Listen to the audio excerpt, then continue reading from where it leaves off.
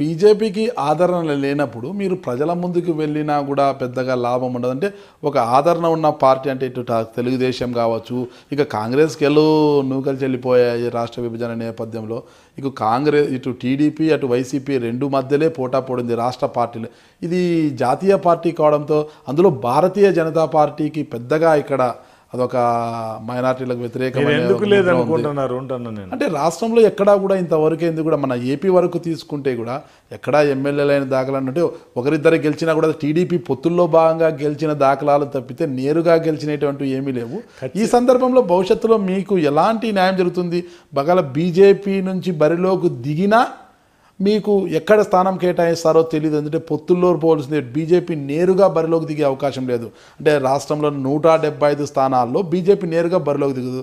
ఎలాగో పొత్తుల్లో 2.5 సంవత్సరం ఉంది రాజకీయాల గురించి, ఎక్కడ పోటీ చేయాలా, భవిష్యత్తు కార్యాచరణ అంటూ మీకు ఒకటి చెప్తానండి. ఇంకా 2.5 సంవత్సరం ఉంది. 2.5 సంవత్సరంలో ఎన్ని మార్పులు వస్తాయో ఏమవుతాయో ఎవరం ఏం చెప్పలేముగా.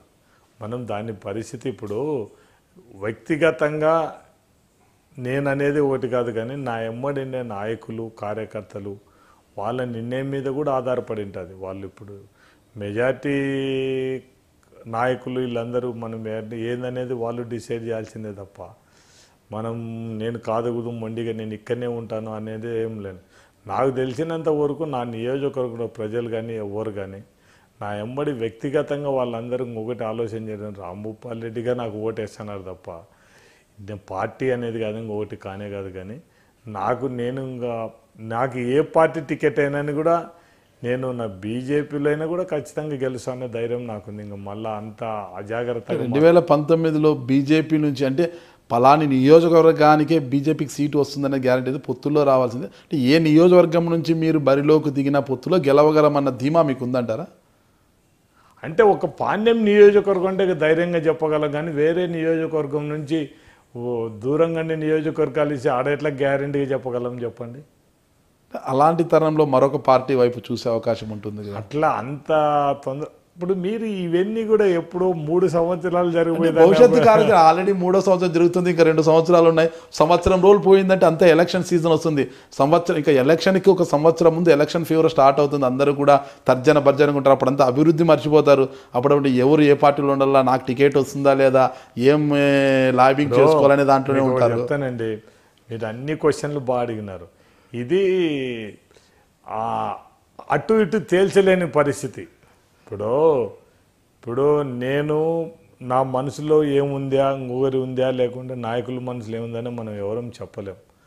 ఆ రోజు పరిస్థితిని బట్టి నాకు తెలిసినంత వరకు ఓ రోజు ఒక పార్టీ మారే మనస్తత్వం అది కాదు. చూద్దాం, ఆ రోజు వెయిట్ అండ్ సీ అంతే. ఇంకేం చేయాలనేది అప్పుడు ఆలోచన చేస్తాం. గతంలో రాష్ట్ర విభజన నేపథ్యంలో కాంగ్రెస్ నుంచి బయటకు వచ్చిన మీరు వైసీపీకి వెళ్ళడానికి చూశారు. అయితే వైసీపీలో జగన్మోహన్ రెడ్డి మిమ్మల్ని తీసుకోవడానికి నిరాకరించంటే మీరు ఒక ఫ్యాక్షన్ నేత అంటే ఒక ముద్ర ఉండడంతోనే ఆయన మిమ్మల్ని పార్టీలోకి తీసుకోలేదు అనేది. దాని గురించి అదేం లేదు, కానీ నేను వచ్చి ఎన్నికైనాను ఉద్దేశంతో టికెట్ ఇవ్వలేదు. కానీ జగన్మోహన్ రెడ్డి నేను కంటిన్యూ అయిపోయినంటే నాకు టికెట్ ఇచ్చి మళ్ళీ అట్లా నన్ను ఫ్యాక్షన్గా ముద్ర అనేది క్వశ్చన్ కూడా లేదు. మీరు వైసీపీలోకి వచ్చి ఎందుకు వెనక్కి వెళ్ళాల్సి వచ్చింది?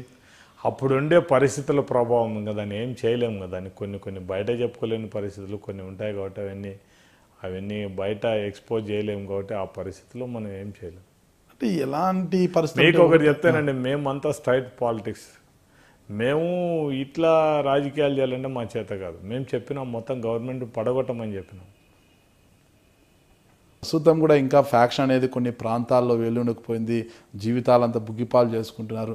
అంటే ఫ్యాక్షన్లో మునిగి తేలి ఎంతో కోల్పోయిన మీరు ఇప్పుడు ఫ్యాక్షన్ వల్ల జీవితాలను కోల్పోతూ ఫ్యాక్షన్ నడుపుతున్న వారికి ఇచ్చే సందేశం ఏమంటారు? ఎవడైనా కూడా మనశ్శాంతి ప్రశాంతంగా ఉండాలంటే ఫ్యాక్షన్ మానుకోవాలి.